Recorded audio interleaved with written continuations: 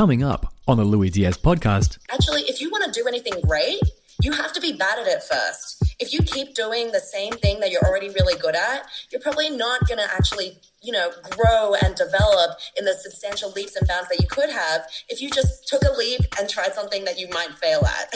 And you probably will fail at it, but that's how we learn. Hello, and welcome to the Lui Diaz Podcast. Every day, I come across some of the most incredibly fascinating and authentic people from all walks of life. And together, we're inviting you in to be our special guest as we take you through some of their amazing experiences, adventures, and journeys. So sit back, relax, and I hope you enjoy this episode of the Lui Diaz Podcast. I need to welcome a very good friend of mine, Kat Huang, to the Lui Diaz Podcast. Welcome, Kat. Hi, Louis. I'm really glad to be here. Well, I'm glad to have you here. It's been way too long since we caught up. And honestly, I just wanted an excuse to catch up with you. And I thought, well, if inviting you onto the podcast was a way of catching up, then so be it. I'm very happy to take the opportunity. Well, great excuse. Yeah, I mean, I think one of the reasons why I always really love catching up with you, and especially why I thought it might be a good idea to have you on the podcast, is because you always just have this zest for life that I really appreciate. There's always something happening. You're always thinking about your next move in life, like your next adventure. And I really admire that about you, but you've also constantly got a smile on your face, which I'm not sure if it's that's just your normal face or whether you're actually smiling all the time. No, you're kind of making me smile because you've kind of hit my last couple of years spot on with what I've been thinking about and whatnot. But I'm also really touched that you invited me to be here because when I've listened to your podcast, I love that you're always pulling out, what's interesting about life. And I'm happy to kind of be able to fit into that category as well with my zest for life. That's very sweet. Well, yeah, you totally do, because when I first met you, we were in a completely different environment. Very. Yeah. Do you remember much about that? Yeah, as much as my failing memory allows me, yeah. Yeah. It was a kind of fun time, actually. It was, I guess without going into specifics, it was a very different environment. We were both working in like a corporate environment, you could say. Mm-hmm. Laptops out, locked in a meeting room. Exactly. Well, a lot of time together. Yeah, and so since then, I feel like a lot's kind of shifted. Maybe you sort of reprioritized your life a little bit. What happened? What happened since then? Bring us up to speed. Gosh, a lot, I guess. That would have been back in about 2014, 15, I guess, 2015. So I was working a pretty hectic corporate job, kind of 70 hours a week and flying in and out a lot. And after about 3 or 4 years in that job, I actually kind of burned out. And that made me really reprioritize everything. I was living overseas at that time in South Africa and away from family, away from friends. At the time, I was in a long-distance relationship, I guess, for the time I was in South Africa. And it all just kind of fell apart. Like, I was tired from working. I couldn't get my work done properly. I couldn't maintain the relationship, just a bunch of things. When I came back from all of that, I really had to reset and go, well, what went wrong there? And how do we never do that again? And it's been, I think, a bit of a journey of self-rediscovery since then, I guess. There was, I stepped away from work a little bit. I went part-time and tried to take it a bit easier. And then I realized at some point I just wasn't motivated by my day-to-day anymore. I had always planned to, after about 5 years of working that job, I always thought I'm going to take a year off, do a sabbatical, travel around Latin America. But for various reasons, I just thought, you know what, I'll just move. Let's just do this as a permanent thing. In short, I guess the pandemic hit, which slightly changed the way I was going to do it. But I ended up deciding Mexico or Colombia would be the best place for me to start out. I found an incredible job in Colombia. The funny thing is, when we talk about things being different, my job itself is very much the same, but I'm in a very different place now. I've learned a lot thanks to, the people around me and just the headspace that I've been in here. And that was, April 2021 that I moved, and now it's been almost 2 years here.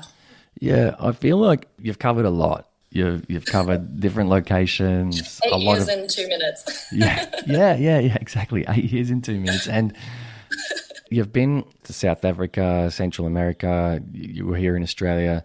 In all that time, while you're going through this life experience of figuring yourself out and in the world of work and I guess life. And you're still in your 20s, right? I just turned 30 last week. You're still in your 20s. I'll take it. I still feel like I'm in my 20s. Well, just as many questions. Well, slightly different ones. But. Yeah, exactly.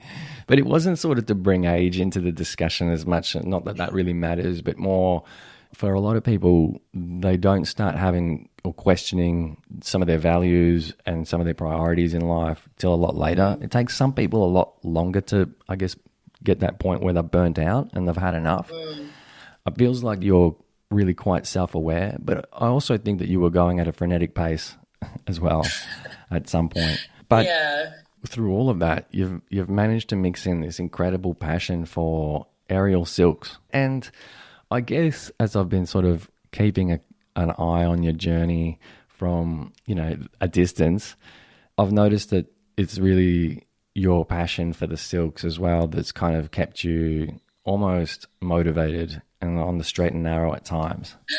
I would have said sane. Sane. There you go. You've always been better with words than me. I was telling someone the other day.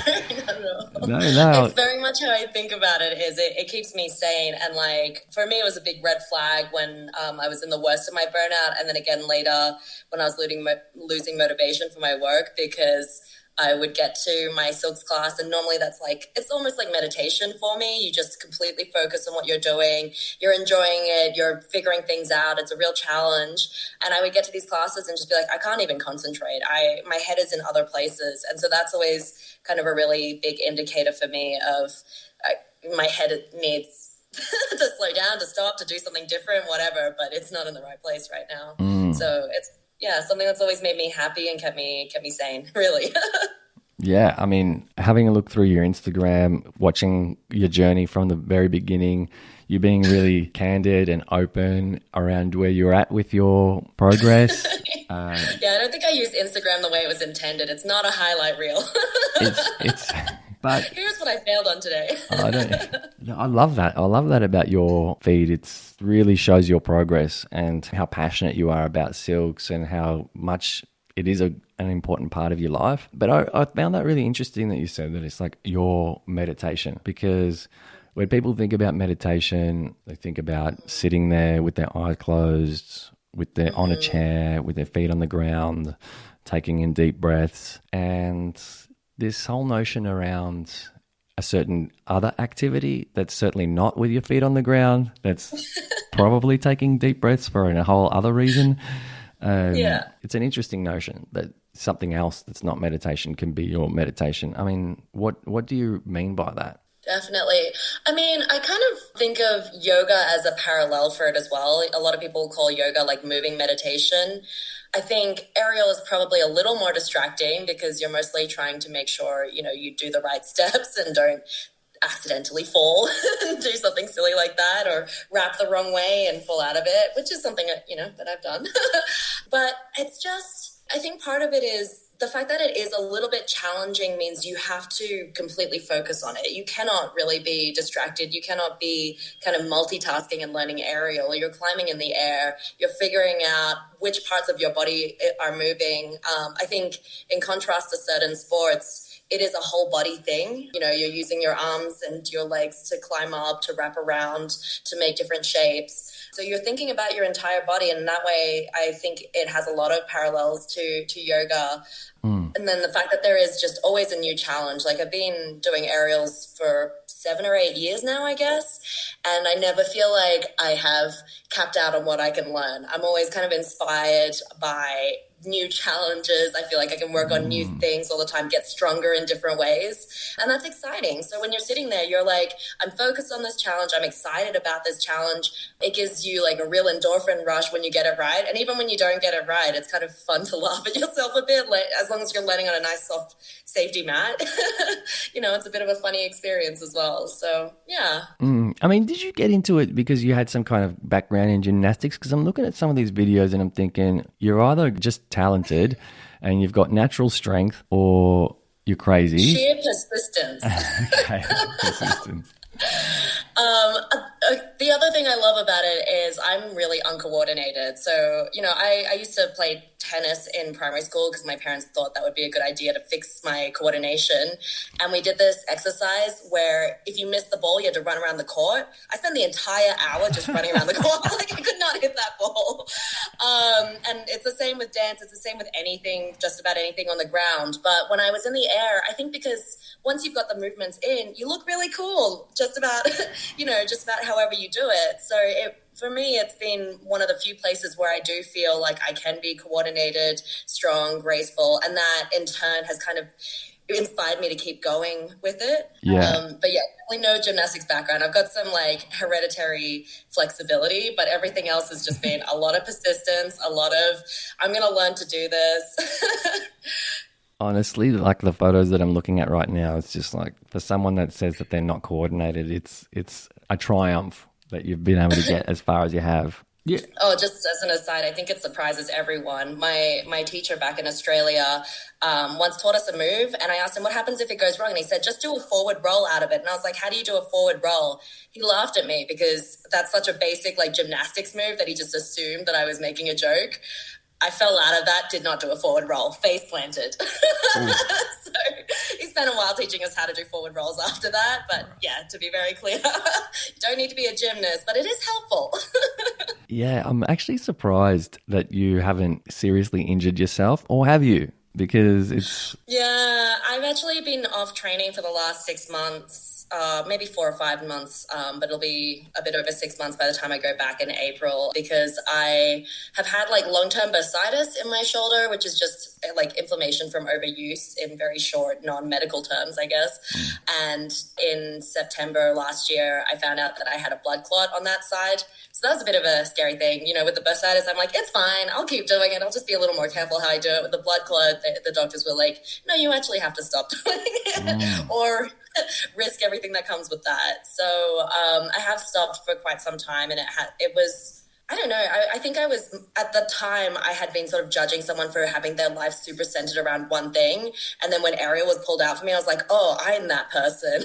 I didn't realize how much of a rock it was in my life. And I kind of grieved it a bit. It was pretty sad for a while, trying to figure out what am I going to do if I don't have this thing that keeps me sane and centered in my life. So yeah, that's been a bit of a mini side journey. Yeah. Are you okay? How's the shoulder now? How's everything? The risk is gone, which is great. No more blood clot. It's still doing weird things. So I've been back to Ariel a couple of times, but not a whole lot. I'm working on strengthening and physio and all the things that I usually neglect because I'm very undisciplined about this stuff. But yeah, I really want to go back and actually want to train circus full time starting around April onwards. Excuse me? I need to be ready. Full time? Yeah, I mean, I don't know. Well, full-time training to start with. I haven't figured out, like, do I want to perform with that? Do I just want to teach? What do I want to do with that? But I definitely want to go back and train and just create and, yeah, definitely teach again as well on the side, actually. So, yeah. TBD. I find that whole idea of losing that thing that was your rock a gut-wrenching, awful experience to have, but it's almost a necessary experience. Like it's an inevitable experience for everyone at some point in their life. That thing that was their rock is going to be gone. What do? Do you quickly try and find something to replace it? Is it constantly binging Netflix or something like that, or wallowing, eating stuff in your face with popcorn? It's a good question. I think the first thing was, just recognizing the severity or lack of severity of it. Like, I knew it wasn't going to be you could never train for the rest of your life thing. I think that's one of the things I'm really nervous about, is having some sort of permanent injury that means you absolutely have to stop. And that does happen, in just about every sport. So for me, partly it was taking that perspective to start with and knowing I would be able to get back to it, but I wanted to be stronger. And this is, I think, the most helpful perspective that a friend reached out to me with. He said, he'd been through a lot of injuries as well. And he said, I try to make it one step backward, two steps forward. So do your physio, but like on top of that, work on other things. So your flexibility, or I don't know, I've been working on slacklining over the last couple of years and sort of balance and things. And I have come back with much better flexibility. My slacklining is a possibility now. It's relatively consistent, and I'm trying to rebuild my strength now. I have thought a lot about, though, what would happen if aerial was completely taken from me, if I can't fully recover from this injury.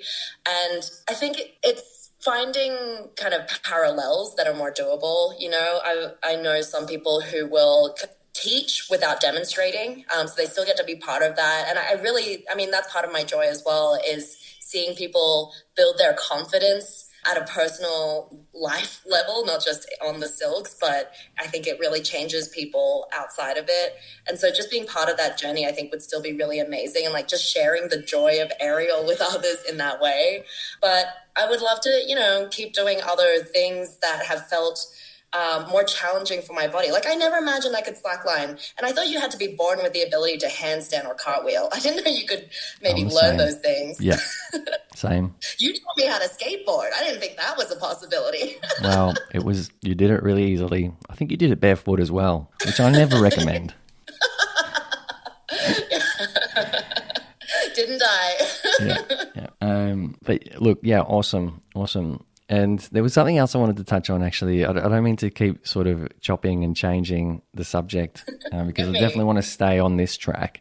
But you talked about your parents and tennis. How do they feel about you taking up, you know, silks? What a beautifully complex question.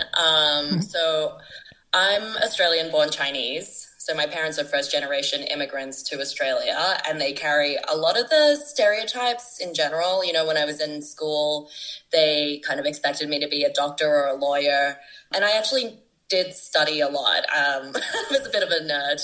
I'm arguably still a nerd, but a lot more proud of it now. That's why we get along. Really. Yeah.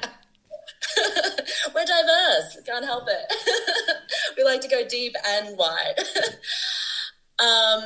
I think it's been an adjustment process for them. I'm kind of very grateful to my older sister. I see her as kind of a trailblazer. And so, you know, she didn't follow exactly the doctor lawyer path either.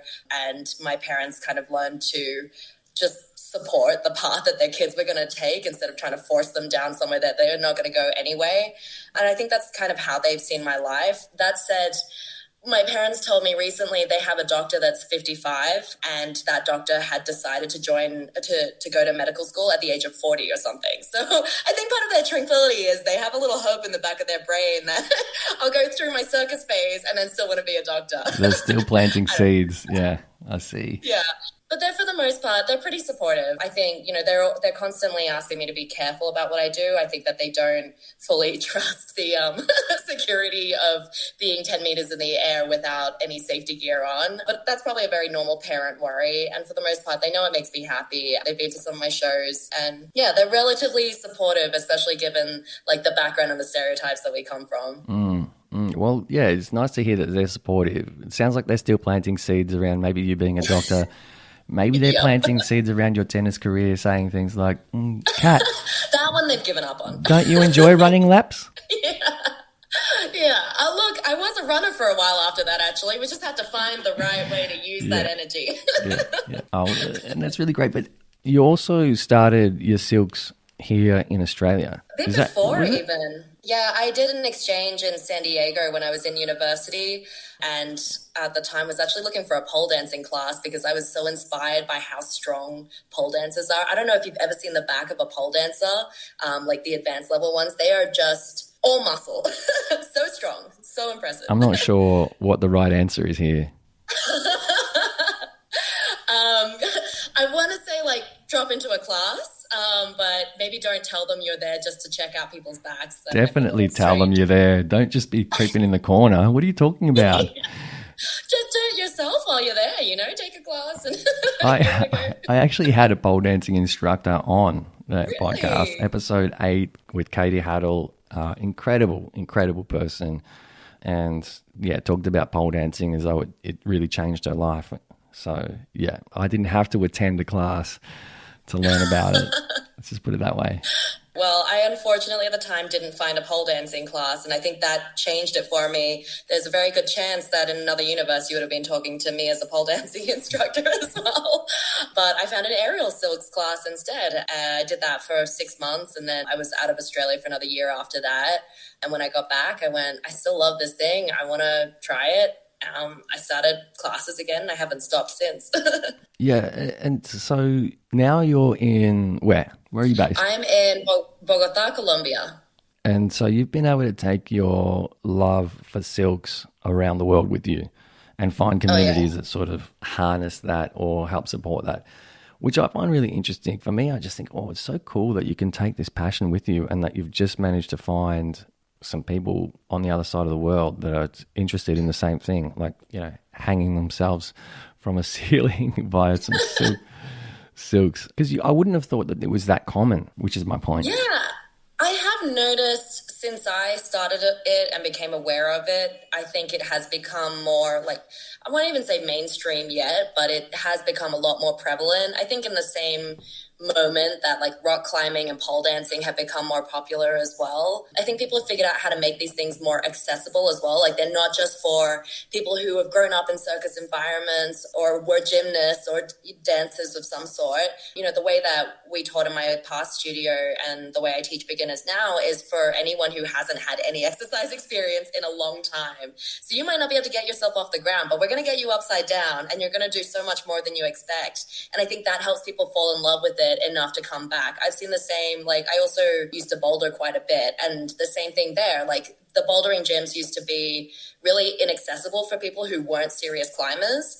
And then there was a chain that came in Australia, in Sydney especially, called 9 Degrees, and they went down like 3 levels below the official levels that exist. It's like walking up the stairs on some of their climbs. But you start doing it that way and you're like, this is really fun. I can get into it. So it definitely has like grown over the last few years and all these different things. Yeah, that's interesting. I guess the rise of social media as well has made things a lot more visible, I guess. Yes. Yeah, where people that's also been a weird thing about how we teach. Like when I started teaching beginners, it was just focused on the moves and so on, all the normal things you would think about.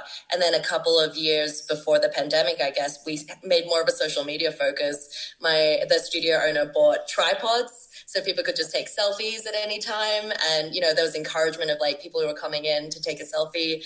And there's a weird kind of balance there between, you don't want to do it just for the Instagram, right? You don't want to do it just for the photos. You do want to just be there, have fun, be present, and do all the things that make me feel like it's meditation. But at the same time, when you take those progress photos, when you have those like failure videos, as I do, you see the progress. And I think that's a really cool piece to have. So it's a funny balance between the two. Like we want to see how we progressed, show off a bit, but also try not to get too caught up in I'm doing this for the gram. I'm kind of just sitting here going, what failure videos? And in the captions, you also talk about like some kind of failure. And I'm like, no, there's no failure there. You're literally up in the middle of air, suspended. You've wrapped the thing around. You didn't faceplant. That's not a failure. I can find you the faceplant video if that helps. But yeah, I guess it all gets relative as well. Yeah, exactly. It's all relative. Yeah, you're probably being a little bit hard on yourself sometimes when you say failure videos, because I think a lot of your failures would be a lot of people's successes. But yeah, it's quite interesting that you've been able to take this sport up yourself from scratch without having much experience with this gymnastic kind of sport, and then to be able to develop yourself to quite a high level. I would say that you're the perfect person to teach, right? That kind of reminds me of my skate lessons. I jumped on a skateboard when I was 29 and taught myself, and now with my lessons, I know how to take people from that very first step that they take on the board, and instead of landing on their ass, get them to that next step. So I often feel like it's maybe those people that, you know, really persevered and started from absolutely having no skill set to being able to get themselves to a proficient level that are the best teachers, because they remember what that journey was. Do you think that gives you some kind of advantage as like an instructor in some way? Yeah, I think that's definitely true, especially, you know, the last few years as we've had more people come in who aren't kind of gymnasts or somehow already, you know, interested or excited about aerials. being able to talk to them and be like, I had no idea how my body moved. I'd be like, raise your left hand. And my right hand's flying everywhere. That's my level of uncoordination. And to be able to share that with them, to be able to identify as well things that when you've done a sport for your entire life, I think there are things that you just subconsciously are aware of. Where are your feet? If you're a ballet dancer, are they pointed or not? Just little things like that, which make a huge difference when you're up in the air trying to navigate a bunch of wraps around yourself. And so that I think has been very helpful, both for like encouraging other people, like, look where I've come from and look where I'm at now. So you are very much able to have your own journey towards that as well. And then being able to identify things that I think advanced or people who have backgrounds in gymnastics and sports just aren't aware of, because it's just been so ingrained into their training when you're Yeah, that's definitely true. Yeah, I think I sort of say the same thing about the best skateboarders. Like, they don't know how to teach because they're just too good at what they do, and they do it. Like, just do this. Yeah. Why are you not doing it? Just do it. Exactly. They just and then you get someone who is, I'm going to say, relatively uncoordinated like me, who has to be really careful about what they do in every step of the way, because I'm quite injury prone. So I make something. Yeah, exactly. So it's injury prone nerds like us that end up making things, breaking things down into a step-by-step process where if you do it this way, you're not going to get hurt. So, yeah. And I think there's something to be said about not getting hurt when you're doing this kind of thing, because an injury can really set you back a long way. As a beginner, it's probably going to set you back. Well, you might never come back. Right. And if you do, there's going to be a lot of hesitation. You're almost going to take a lot longer to get to that next step because of all the kind of tenseness that you might sort of develop. Like, there's definitely like a level, a much milder level of trauma than most things, but there's a mental and a physical trauma that comes with an injury or an accident for sure. And it takes a long time to get past that. Yeah, I would have said exactly the same thing though. Like, we have our nerdy brains, and where most people will kind of receive a move, I'll be there like, what happens if it goes wrong?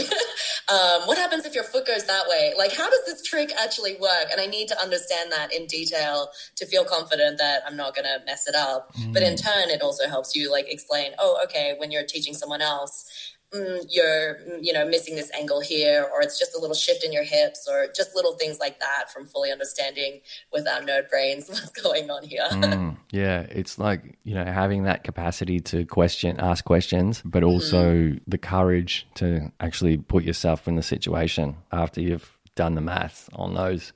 Okay. Yeah, I know what's holding me and what's not holding me. Yeah. Yeah, because I watch some of your videos and you wrap the silk around one leg and might unwrap it from the other one. It's very calculated. I mean, of course it has to be, but I don't want to say the wrong thing here about pole dancing, because the pole's kind of just always there. Yes. And so it's really about how you manipulate your body around that pole. With the silks, it's like you've got to wrap this thing around yourself and make sure that you haven't missed one of the parts of your body that you were supposed to wrap before you go into the pole. Yeah, I think it's fair to say that from a beginner level, certain apparatus are easier to start learning on, and silks has always been one of the hardest one. Like, I'll do like workshops with various things, more aerial hoop or lyra, and hammock and trapeze, and all of those things are easier to start on than aerial silks. Because the silks move, there's two of them. You don't have something to sit on, which is the nice part of most of those things. And I think pole is somewhere in that world as well, in that it doesn't move and you can kind of learn to navigate around it. And you can also start on the ground a little bit with aerial silks. If you try to do anything on the ground, it's not super exciting after a couple of weeks. So it is challenging, and I think as you go on as well and you learn harder tricks that don't involve being secured in your wraps, there's a lot of physics that goes into figuring out how that all works. It's a real challenge, I think, for fear. I think we all fear different things. First of all, having a fear of heights and falling is a very natural human response. But we also see specific fears from people who've been doing it for years, like forward flips may be scary for some people and backward tricks will be scary for other people. The idea of like a downwards drop as well has always been a bit scary for me. I can't even go on a drop tower.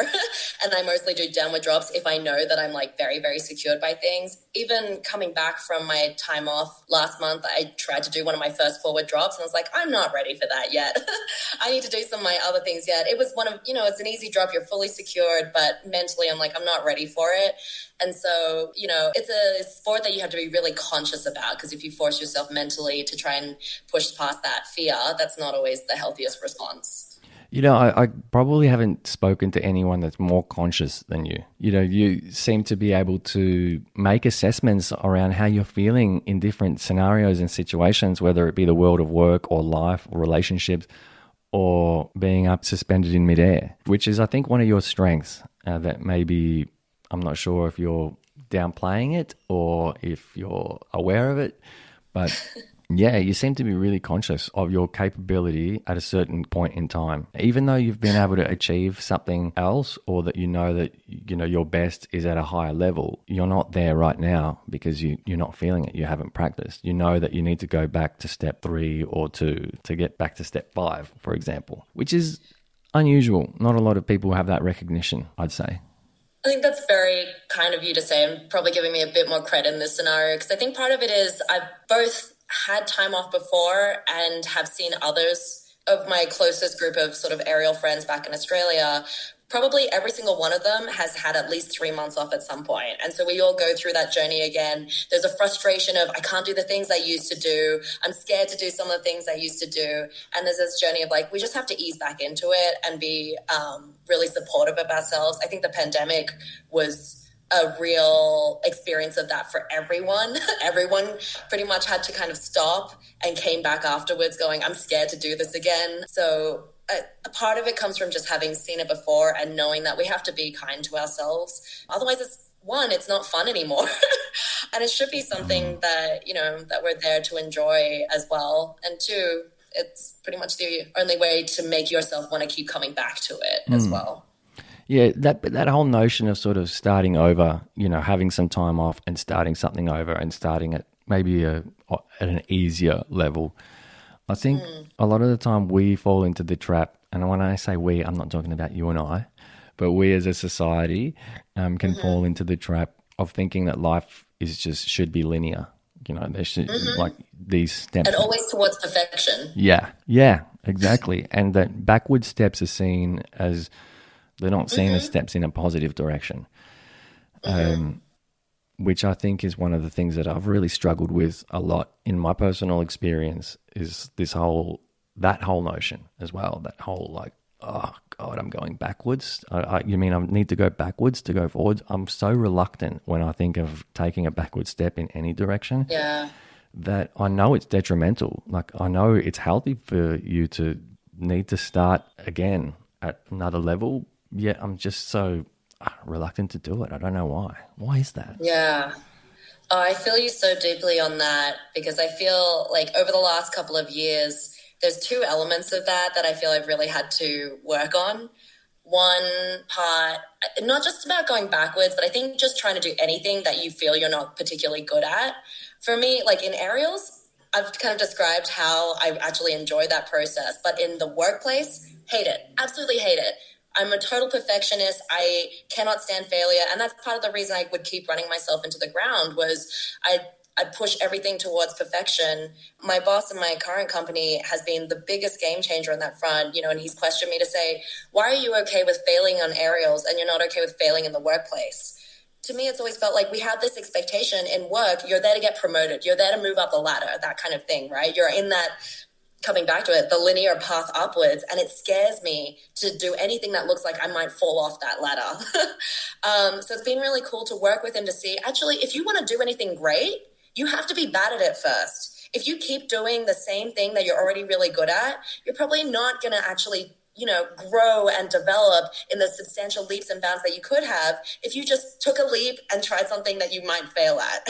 And you probably will fail at it, but that's how we learn. When we watch a kid who's learning to walk for the first time, they definitely don't get it right the first few times. And even after they stand up the first few times, they forget how to stand after like 5 seconds. So So that's kind of been a really big game changer for me. I'm still learning how to fail. I'm learning how to enjoy failure. I'm signing myself up for, I've told you how bad I am at dance. I've just signed up for salsa lessons here. So, you know, I couldn't ever get past the 2 steps, you know, with salsa.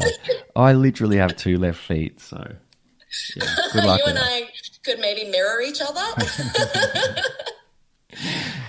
There'd be a lot of bruises from a basic salsa class. Yeah, it would be dangerous, and maybe not just for us, but everyone around us. But the other big thing that over the last few years has been resonating in my brain, especially making the move to Colombia and taking a career step that kind of looks like it's a step backwards, actually, is I read Sapiens during the pandemic. And Me too. My biggest takeaway from Sapiens was just most of society is completely constructed by us. It doesn't make a whole lot of sense, but like we agreed to believe in companies and jobs and having a purpose and meaning for life. We made it all up. So this career path idea, I mean, we can continue to just make that up as well. What looks like a backward step, I'm just calling that my next forward step in my own career path. It's just we've completely made it up, and we just assume, you know, what everyone talks about the most often is the version that should be, but again, completely made up. So it's constantly reminding myself that just about everything around us is constructed by humans, and therefore how fast or how slow we go, what we decide to do with our lives, we can make it up. I think you're the only person maybe in the world that would look at Sapiens as a self-help book. It's the only way that I could read it. No. I found it really interesting for that front, actually. It's a lot of, I think, analysis of like how we are as human beings. So I don't know. Maybe I just choose to make everything self-help at the end. But I think you're right. I think he accidentally did write a self-help book, because for those, if you've read Sapiens, and I read it through the pandemic as well, it is really a lot about just our history and, you know, a lot of questioning the things that happened and the reasons why we did things. And I think he becomes a little bit more detailed when it comes to that recent history side of it, maybe towards the end of the book. But also, one of the things that I really struggled with Sapiens was that he just makes us sound so pathetic as a species. I was just like, dude. Like the chickens and the sheep have managed to reproduce better than all of us? Yeah, something like that. I can't remember any quotes because, yeah, my memory is a sieve when I read books. But I just remember feeling like, God, this guy has very little regard for humanity. And I think, in a way, he's kind of right. We do come up with these constructs ourselves.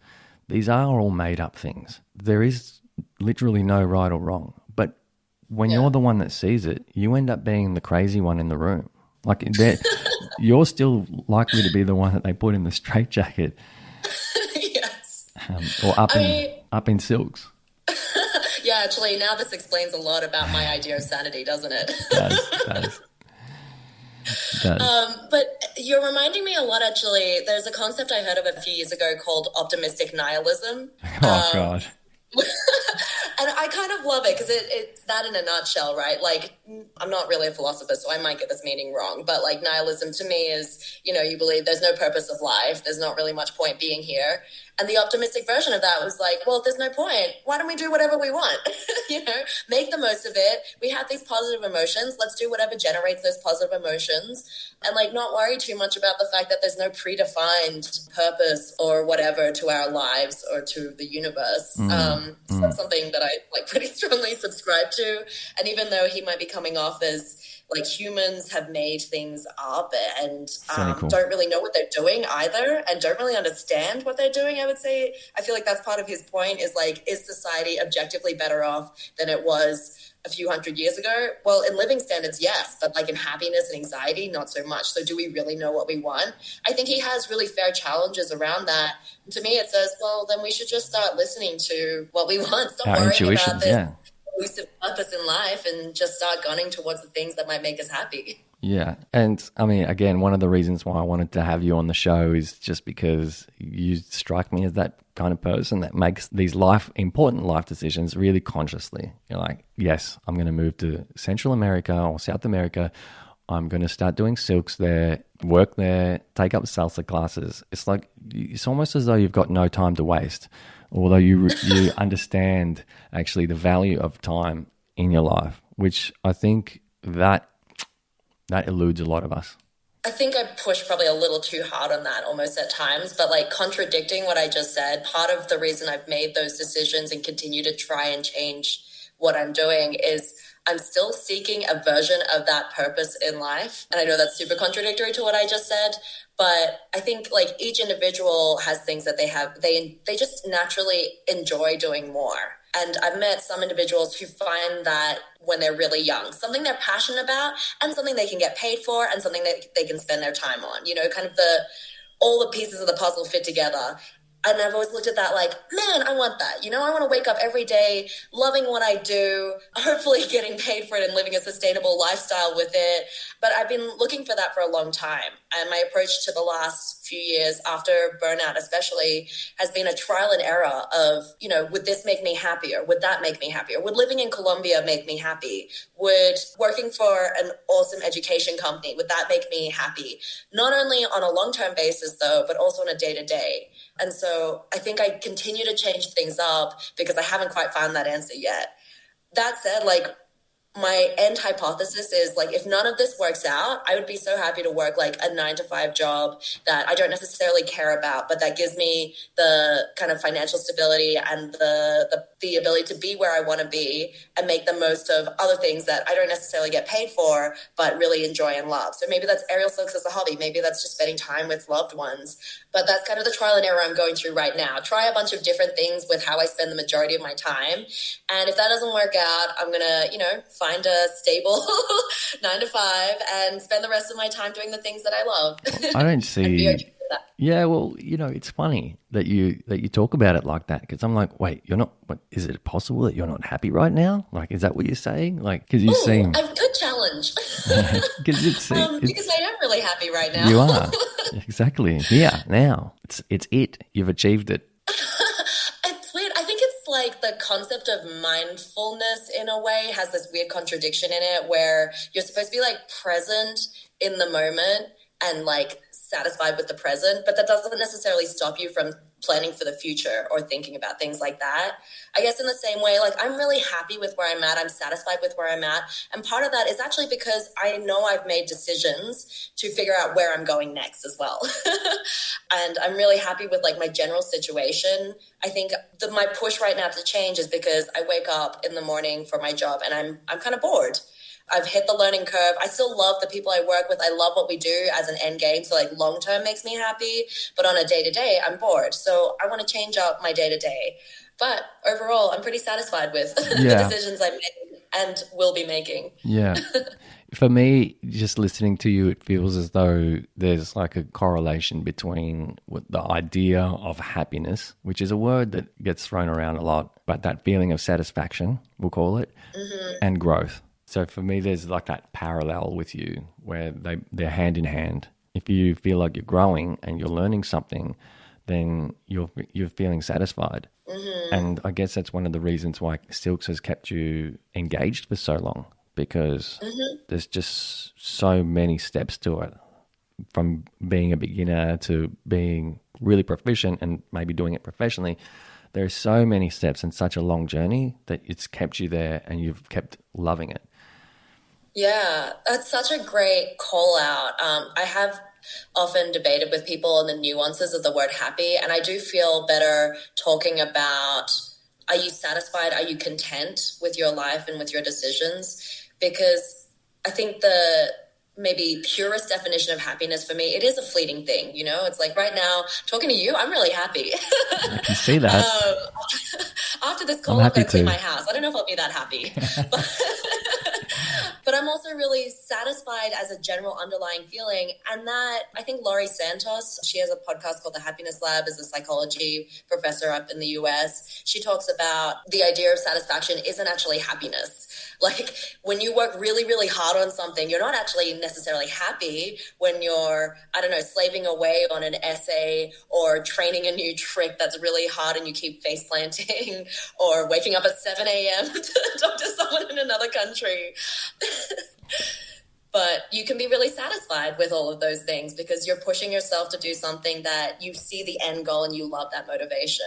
I really love that. I really love that You talk about your journey as a journey of growth a lot, and you find those points in your life where you feel less satisfied. It's almost like an equal and opposite recognition that you're not growing as much as what you'd like to anymore. You've sort of hit a peak. So yeah, I love that. But I wanted to ask you a little bit about your community, because you seem so self-motivated and self-sufficient. You've moved from around all these places, different countries. You've always had you to rely on as well. But what do you do for friends, and what do you do and how do you sustain friendships, I guess? This is actually a really important concept to me, especially it's a whole other side conversation, but I'm not a believer in, for my individual future, in having a permanent romantic partner. I'm not sure that will happen for me. I'm sure it will happen for many other people. But knowing that, my community is very much what I'm going to need to stay kind of happy and healthy and satisfied now and when I'm older. And that was one of my big concerns moving countries every time, is who is your community? Who is your network? Even though I have a really strong foundation back home in Australia, both in my hometown of Brisbane and where I've been living for 10 years in Sydney, it's very different when you're not in the space with someone. I'm also really bad at virtual connection in general, as you know, from my reply rate once every couple of months. And I connect much better with people in person. When I came to Bogota, I already had sort of I don't want to say cheat strategies, but that's kind of what they were, because in every other country I've been in, going to aerial silks and going bouldering have been one of the fastest ways for me to meet people and make friends. And these are both, as you said before, some sports don't necessarily have the same openness. I think these two communities of circus and climbing, they're really open. They're just by nature, you love sharing the challenge and the problem with other people. And therefore it becomes very easy to talk to people you've never talked to before. This coming from an absolute introvert. Which that I find said, when crazy. I moved to Colombia, I was not surprised, but just after 6 months, I hadn't formed the depth of relationship that I needed. And I did feel lonely. I felt pretty lonely. And so I always said, I'm not going to make friends with the expats here because I want to learn Spanish. I want to understand local life and all that stuff. But after 6 months, I was like, no, maybe I should try it, because I haven't quite found, I had a couple of good friends from my workplace who are local from Colombia. I had friends from circus who are Colombian as well, and hadn't met anyone in bouldering yet, actually, weirdly enough. But just none of those relationships had the depth that I needed to feel supported and not alone. I ended up going to a couple of, not just expat events, but some weird, I went to something called Hash House Harriers, who describe themselves as a drinking group with a running problem. So that attracts a very specific kind of people as well. But through a couple of these things, I met people who, beyond kind of describing themselves as expats, they're people who want to be in Colombia, who love this country, who are speaking Spanish, are living their lives here. And I feel that becoming friends with several of these people is very in parallel with what I'm feeling. And that's kind of a lot of the support that I needed. It's also, the main group that I found as my community here are mostly single 30-something-year-old women. And so we're all going through a lot of the same things. And that as well has been a really unexpected but wonderful connector for us as well. So they're a really strong support for me. I used to be someone who didn't really actively try to maintain any friendships. I've been out of home since I was 17, so I've had a lot of people that I haven't really properly kept in touch with. But in the last few years, realizing how important that community has been for me when I was burnt out, when I was, without a place to live, all these different moments of my life, it has been friends who have supported me. So I'm trying now to actively nurture that, actually reply to people a little more than once every 3 to 6 months or a year. Make time to talk, because I know I'm bad at texting. Make time for a call once in a while. So I'm trying to actively change the way that I approach it to make sure I'm nurturing important relationships. Not every single one as well. I think it's important to recognize that people will move in and out of your life as well, and people go through different phases of their life. So I think it's okay to just kind of let some things go. I think one of the most beautiful things about the people I've been able to maintain friendships with is they're okay with not seeing each other for a while. But when we do see each other again, much like talking to you, Lui, it just feels comfortable. Like it hasn't been a minute since we last saw each other. So that's something I'm really grateful for. It does feel comfortable. You're always smiling at me when you talk to me, so it's nice. I feel like I want to talk to you. But look, I really love that. I love that it's been a bit of a trial and error process for you, maintaining community or finding community, and that now you've gotten to this phase in your life where you're starting to sort of realize how important it is. And it's almost one of the other challenges that you're throwing into the mix, right? Which I think it is actually for a lot of us. A lot of us just don't probably realize it yet. So, yeah, I think community and friendships are really important. And that's one of the things that I really wanted to ask you about, because of not only how much you've moved around, but how busy you are and how busy you keep yourself. And I've been seeing some photos of you from recent, looks like you're in some beautiful island location, beach location. You've been going on adventures. Yeah, I have been lucky to cross the world a little bit over the last 6 months. I was in Estonia in September and then in Brazil during December. So I went from quite cold, quite far north to very far south and very tanned. Yeah. Yeah, I mean, you're with a bunch of other people in those pictures. Is this your community that you've met? Is that the guys that you're traveling with now, or is it solo? Yeah, so Brazil especially was rooted in the women that I met here in Bogota. It's a bit of a long story, but one of them is like Brazilian Australian, and she and her husband, they're married already in Australia, but Brazil doesn't recognize their wedding. So 10 years on, they were like, let's have a wedding in Brazil while we're in Latin America. And so most of this particular friendship group, we went down to Brazil, but a couple of us had, even before the wedding idea was out there, a couple of us had started speaking about, maybe we could work remotely in Brazil for a little while because we had that opportunity, and why not?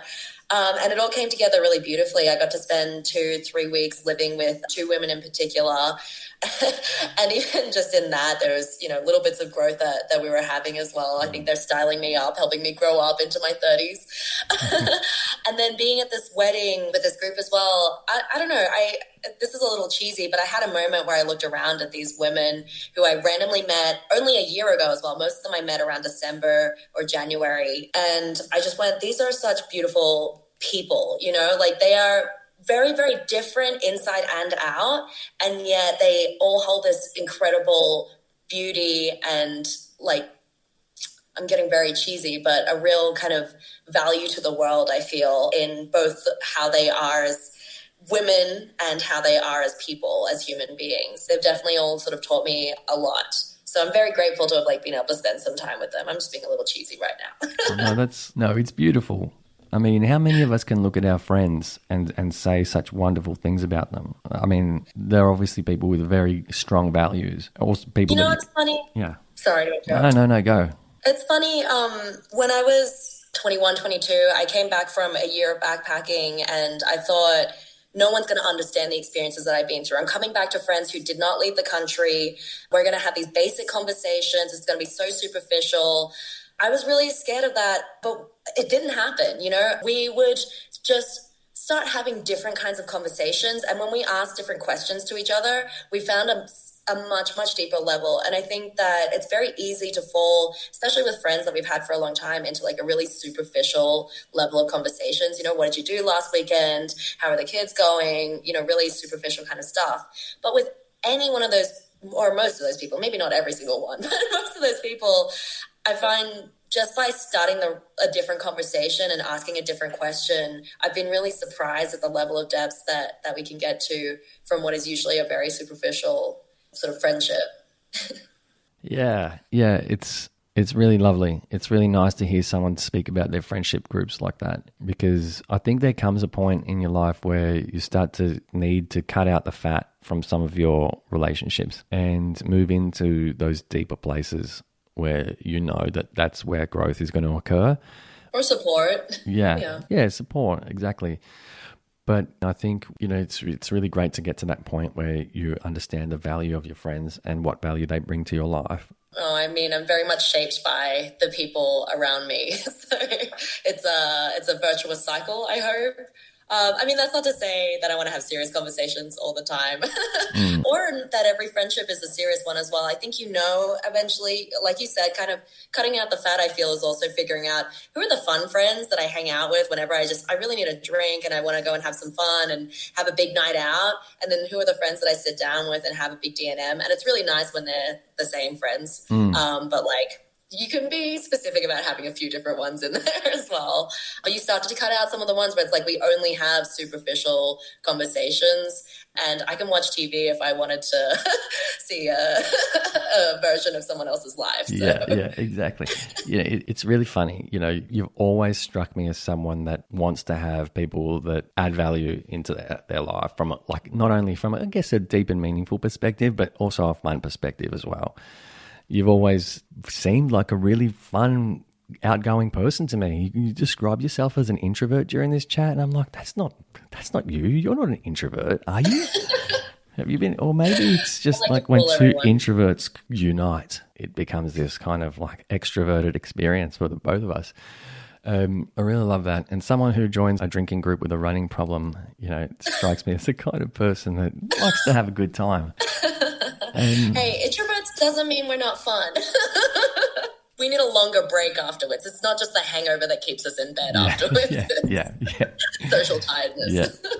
Yeah, totally. Hey, listen, your Instagram is really worth checking out because there's just so much progress there. It's Ariel.catastrophe, isn't it? With a K. Yeah, catastrophe with a K. Yeah. So for anyone wanting to sort of get a hold of you, they can get a hold of you there. You might reply in about 3 or 4 months, but eventually, yes. But most importantly, to see that your progress in aerials, for anyone that's interested in aerials or interested in looking at what it's like to sort of start from the bottom and get to here, sort of thing. It's super interesting. It's super cool. You're very candid on there, and there's some stuff of you in the training room, and then stuff where you're actually look like you're performing, like you're doing shows as well. So yeah, it's really cool for anyone that wants to check that out. But I mean, you've been amazing to chat to, as always. I hope it's not another 2 years before we chat again, because that would be really sad. You did actually say to me that I could come to Bogota.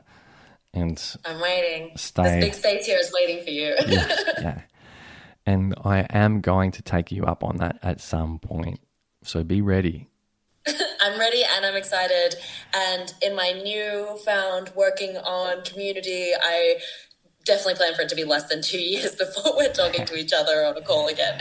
No, it's always a real pleasure to speak with you. And like I said, it was if I thought I need to speak to Kat, maybe just kill two birds with the one stone, and maybe we can podcast it, because I always feel like our conversations take us to a level that I always come off really buzzing. I'm always thinking, God, that was good. That was just a really good conversation, and it's just filled me up and energized me for the whole day, week. And yeah, I've always thought of you very, very highly. That's for sure. 100% agree. I can't stop smiling right now. This is not intentional. It's just this conversation, talking to you, is putting this really ridiculous smile on my face that I can't quite seem to wipe off. So I told you, it's always there. It's literally always there. It's you. Talk to some other of my friends. You might find that I don't smile this much around them. Okay, well, I'm very, very fortunate. And so I guess throughout this recording, you've provided us with so many incredible bits of wisdom, like you always do. But, I mean, is there anything that you'd want to leave the audience with before we go? Oh, gosh, that's a lot of pressure. It's putting you on the spot. I think just what I've been working on recently, I would probably encourage others to think about as well, in terms of don't be afraid to fail. Don't be afraid to take a step back, whatever it is, because I think that is such a scary thing. And it's an option that we don't even consider as well, because we're like, that's just not even okay in any lens. So I think just be open to questioning, what are those options for me that might lead to something great, but just don't even seem fathomable, and consider if you could really take even a baby step in that direction. I know that's really hard and it's really scary, but even a baby step might show you that it's not that scary in the end. And when you come out with something wonderful at the end, which you almost guaranteed will, because we're humans and we normalize our stories of failure into stories of growth. Yeah, you're gonna, I think, be really glad for having done something with whatever's itching at the back of your mind. I think that would be my challenge / encouragement to anyone and everyone. Baby steps, love it. Kat, I always end these episodes with a little round of applause. Because I always find it just a really nice way to wrap up the episode. So hey, it's been so good to connect with you again. Honestly, it's going to make my week, and you're just one pearl of wisdom after the other. So for anyone that's listening to this, I hope you've enjoyed listening to Kat, one of my really good friends, someone I don't catch up with nearly enough, but I'm hoping to a lot more from now on. And yeah, I guess on 3 we can just do a round of applause. So 1, 2, 3, let's do it. Woo! Woo! Yeah. Thanks, Kat. I hope you enjoyed this episode of the Lui Diaz Podcast. To find out more about any of our guests and catch additional photos and content from this episode, find us on Instagram at Lui Diaz Podcast.